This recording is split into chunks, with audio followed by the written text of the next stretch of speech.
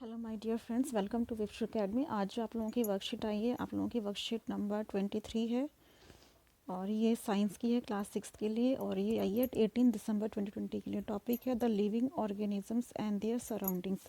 Living organisms के बारे में पढ़ेंगे और उसके सराउंडिंग्स के बारे में पढ़ेंगे, यानी कि उसके आसपास का जो एनवायरनमेंट है, वातावरण है, वो किस तरह का होता है। पर्यावरण, ठीक है। सराउंडिंग मतलब पर्यावरण, उसके आसपास का जो पर्यावरण है वो किस तरह का होता है। Let's revise. Write the names of 5 living and non living things each and name the place where you have seen them. अब यहाँ पे जो इस बॉक्स में आप लोगों को काम करना है, यहाँ पर लिविंग थिंग्स के नाम लिखने हैं 5 और यहाँ नॉन लिविंग थिंग्स के, और बताने कि वो कहाँ कहाँ मिलते हैं। जैसे कि लिजर्ड ने फर्स्ट में लिखा है ऑन द वॉल, कहाँ मिलता है, वॉल पर। उसके बाद आप यहाँ पे लिख सकते हो, जैसे कि मैं लिख दूँ टाइगर कहाँ मिलता है। टाइगर, टाइगर कहाँ मिलता है बेटा, फॉरेस्ट, है ना, फॉरेस्ट में। इसको एक बार मैं बड़ा कर लेती हूँ, देखो। 10 मिनट खेल ले बस हो गया। अब बात कम कर ले, मैं काम कर ठीक है। टाइगर मिलता है फॉरेस्ट में, ठीक है। उसके बाद जो आपका है, अगर आप क्रोकोडाइल लिखो, ठीक है, क्रोकोडाइल,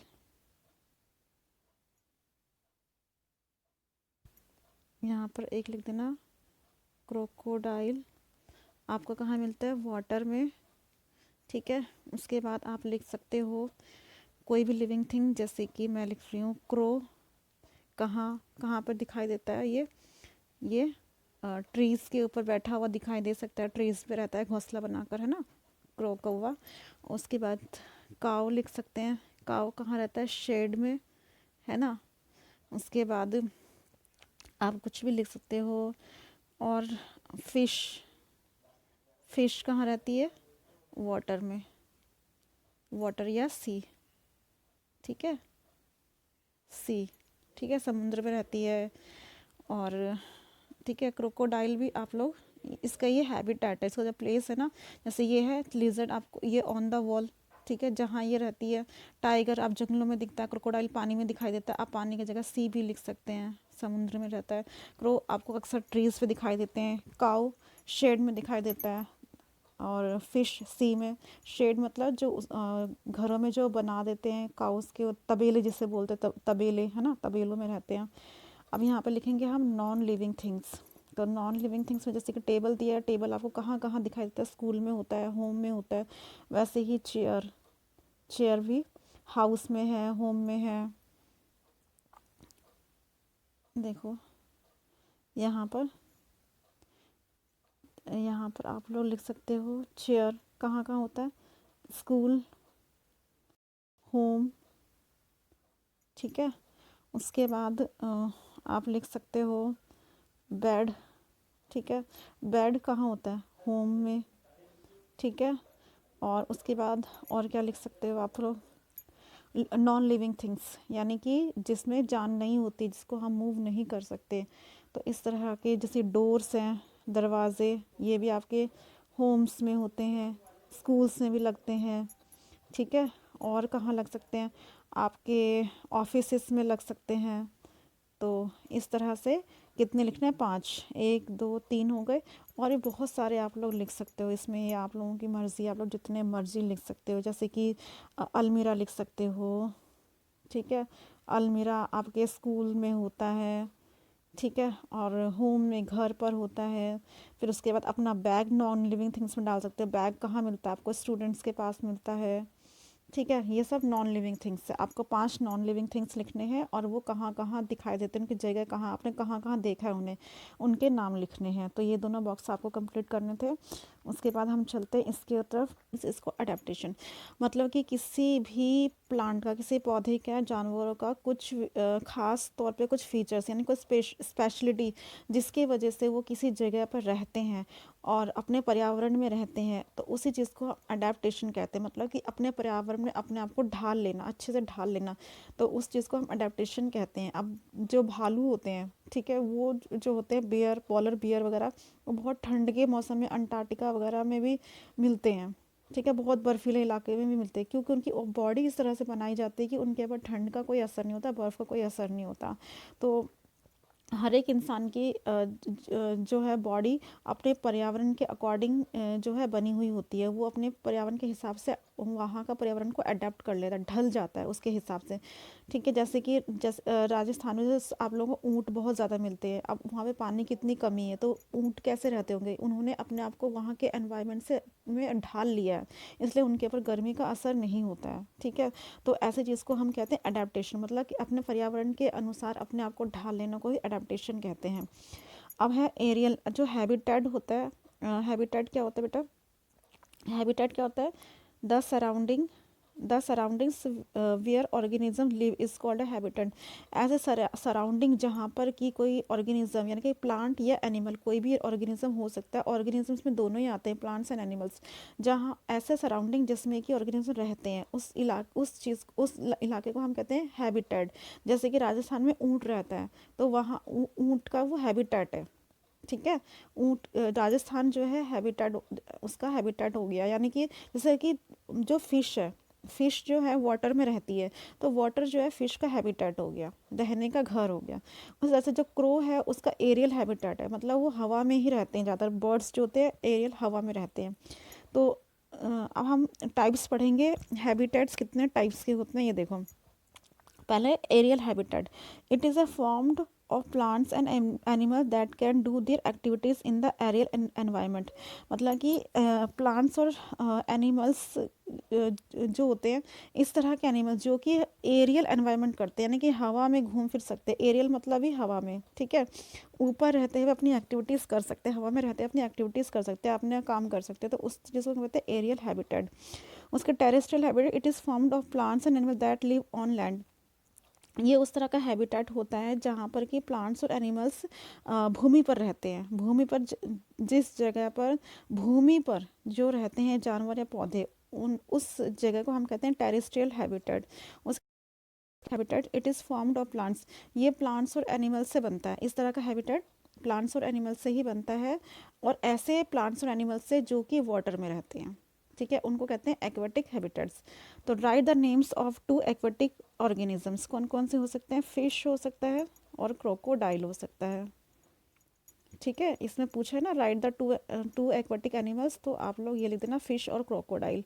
ठीक है, उसका write the names of two aerial organism. Aerials में आप लोग क्रो लिख सकते हो, ईगल लिख सकते हो। ठीक है, ये इसका आंसर है। यहाँ पर एक ये क्वेश्चन है था और एक ये क्वेश्चन था, तो दोनों के आंसर्स यहाँ पर आ गए।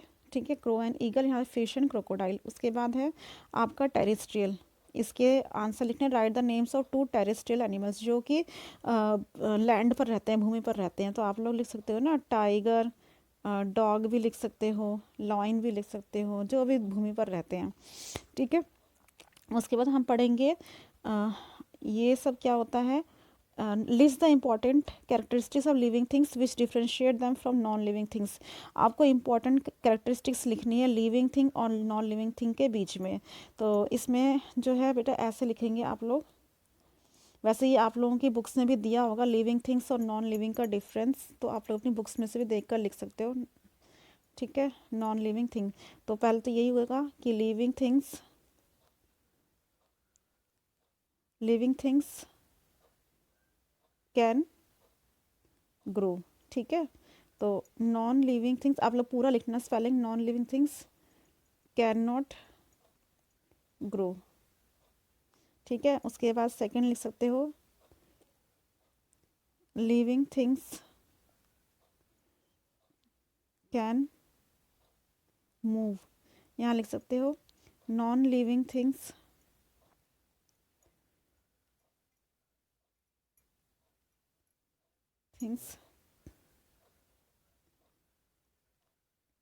Can not move. ठीक है, ये हो गया दो डिफरेंस। यहाँ पे आप लोग वीडियो पॉज करके उतार लेना बेटा, उसके बाद आगे चलते हैं। और भी उससे बहुत सारे डिफरेंस हम लिख सकते हैं, और देख लेते हैं और क्या लिख सकते हैं इसमें। तीसरा ये है तो आपका लिविंग थिंग। ठीक है, यहाँ आएगा नॉन लिविंग थिंग। आप लोग बेटा बड़ा उस पूरी स्पेलिंग फुल स्पेलिंग लिखना। और क्या हो सकता है? लिविंग थिंग्स कैन ब्रीथ, मतलब सांस ले सकते हैं लिविंग थिंग्स, और non living things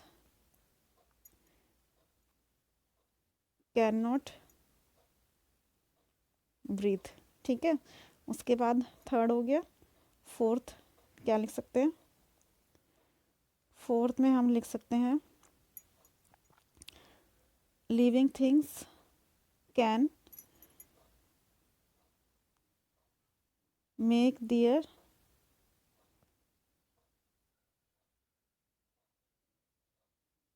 living things can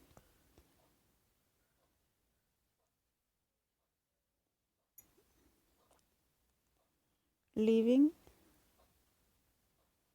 things can see, living things देख सकते हैं। ठीक है, non living things can not see, living things non living things नहीं देख सकते, कहने मतलब कि उनकी आंखें होती, इनकी आंखें नहीं होती। ठीक है, उसके बाद आप लोग लिख सकते हो फिफ्थ में